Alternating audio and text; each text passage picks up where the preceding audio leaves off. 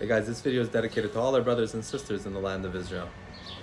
2 weeks is our big Friday night summer soiree. If you haven't signed up yet, sign up, come join us. It's going to be an awesome time. I read something from a rabbi he deals a lot with people who have addictions and people in recovery, and he writes that somebody once told him this quote, being vulnerable is being strong, and it really inspired him. And he writes that, he read in this book called I Could Only Save One, which is a mother's journey dealing with a family member who had an addiction. And she writes that they went to this retreat in Montana to help family members kind of come to grips and really understand what they're going through. And she said one exercise was to be blindfolded and to do this big maze while you're blindfolded. And if you needed help, you could ask for help and a counselor would come over and help you.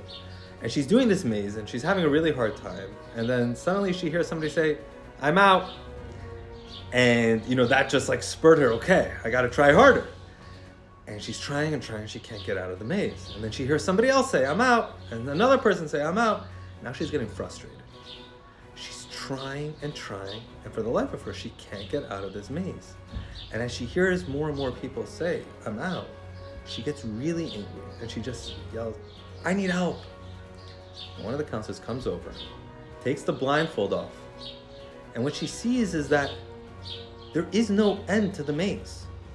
The whole purpose of the exercise was to understand that in some situations, the only way out is to ask for help. It's a really powerful idea. In this week's Torah portion, Parashat Shelach, we have the infamous story of the spies, the 12 spies who go to scout out the land of Israel. The Jewish people, they've received the Torah, they're about to enter the land of Israel. And they came up with this idea, let's go spy it out, let's go see what awaits us. And while logically it made sense, it showed a little bit of lack of faith in God. And the outcome wasn't good. 10 of them came back with a very negative report. The Jewish people were very discouraged from going into the land of Israel. And they said, "We don't want to go to the land of Israel. It sounds horrible." And God was furious. So you don't want to go to the land of Israel? Fine, you won't. And for the next 40 years, the Jewish people would wander in the wilderness, in the desert, and it would only be the next generation that would enter the land of Israel. And the question is raised, why did God want them to wander in the desert for 40 years? Like, why was that the punishment? And there's many explanations that are given, and Maimonides says, the Jewish people came from Egypt with this slave mentality. And that transition from a slave mentality to free, it's very difficult. And the Jewish people were demonstrating that they weren't ready yet. They were still in that slave mentality. They couldn't demonstrate that freedom that needed that trust in God.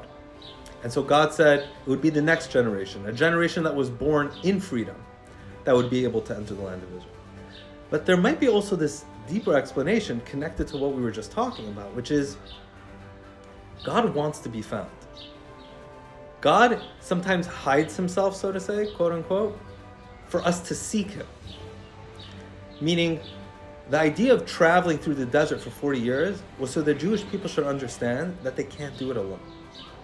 That as much as they think they can do it all themselves, they can't. In fact, there was a group right after this story, there was a group that said, okay, we're going, we made a mistake, we're going into the land of Israel. And Moses said, no, you're not going to be successful. And they weren't successful because God was not with them. And so this idea was to make them understand that so often we go through life in our own personal deserts and wilderness, and we think we got it. It's a little hubris, and we think we figured it out, we can do it all, and we control everything, our own destiny. And then there are times when we realize, I've been wandering around over and over again, and the only way out is to say, God, please help me. I can't do it on my own. I'm not in charge. I don't run things. In order to get out of this wilderness, I need God's help. That's what God was teaching the Jewish people, and that's really the lesson we need to take as well, is that we're not in control of the things that happen around us. God is in control. And if we find ourselves ever starting to think that we have it all figured out, God is reminding us, no. Don't do that, because you might end up just wandering in circles. It's okay. It's not a weakness to ask for help. It's a sign of strength. Shabbat Shalom.